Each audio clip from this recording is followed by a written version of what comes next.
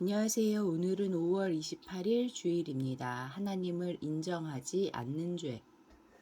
로마서 1장 18절부터 32절까지 말씀입니다. 하나님의 진노가 불의로 진리를 막는 사람들의 모든 그 경건하지 않음과 불의에 대하여 하늘로부터 나타나니 이는 하나님을 알만난 것이 그들 속에 보임이라.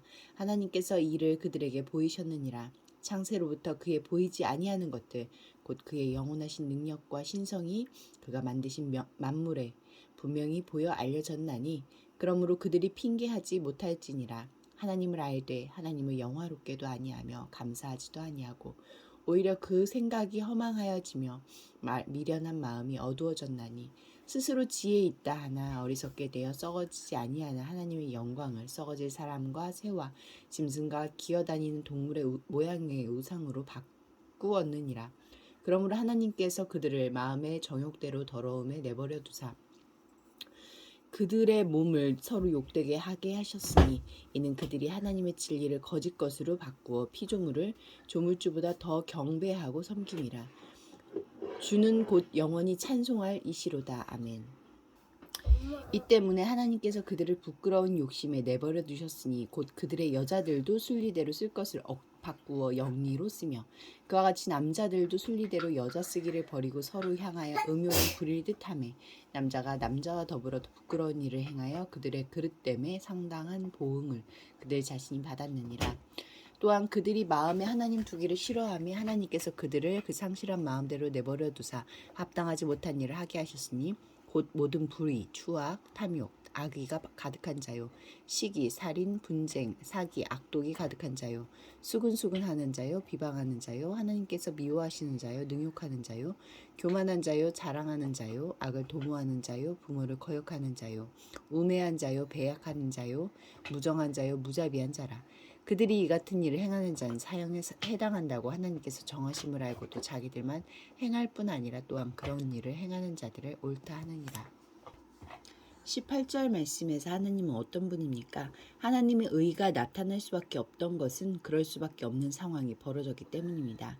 불의가 하나님을 아는 지식에 이르는 길을 막았고 그 결과 하나님 및 이웃과의 관계가 무너지는 삶, 즉 경건치 않음과 불의라는 삶의 방식을 우리가 선택했기 때문입니다. 죄에 대해 하나님은 오직 진노라는 성품으로만 응답하실 것입니다. 유일한 해결책은 예수 그리스도를 통한 구속뿐입니다. 19절부터 21절까지 말씀에서 하나님은 어떤 분입니까? 하나님이 창조하신 만물은 하나님의 성품과 의지, 우리를 향한 사랑이 반영된 예술 작품입니다. 이 걸작품을 통해 충분히 하나님을 알만한 것을 보여주셨는데 죄가 눈을 가리고 귀를 막았습니다. 지식적으로는 알지만 인격적으로는 인정하지 않기에 창조주께 합당한 영광도 돌리지 않고 감사도 드리지 않았습니다. 그분의 존재와 능력과 성품을 높이지 않았습니다. 그러므로 구원과 복음에 합당한 삶은 하나님의 소유임을 인정하고 전 인격을 통해 그분을 예배하는 것입니다. 22절부터 27절까지 말씀에서 나에게 주시는 교훈은 무엇입니까? 하나님에게서 독립하여 스스로 삶을 도모하는 것을 자유로 여겼지만 인간은 결국 살아계신 창조주 하나님의 자유로운 백성이 되기보다 제멋대로 창조한 형상을 하나님을 대체하는 신으로 만들어 자기 욕망의 노예로 전락하고 말았습니다. 하나님이 돌이키지 않는 자들을 그냥 내버려 두시자 브레이크 없는 차가 벼랑 끝으로 내달리듯 창조 질서를 거스르는 자기 파멸적 우상 숭배만 강화되었습니다.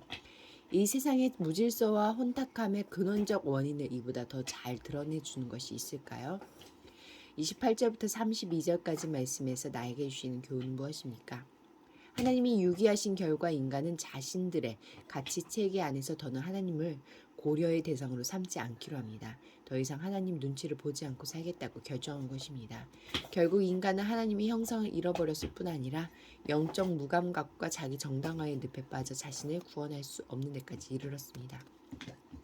기도하시겠습니다. 공동체를 위해서는 자기 파멸의 악순환으로부터 건지셨으니 하나님을 인정하고 경외하는 삶을 살게 하소서. 열방을 위해서는 언론과 종교 탄압이 지속되고 있는 니카라과의 자유와 평화가 찾아오고 국민과 의회의 의견을 존중하는 민주정부가 될 수 있도록 함께 기도하시겠습니다.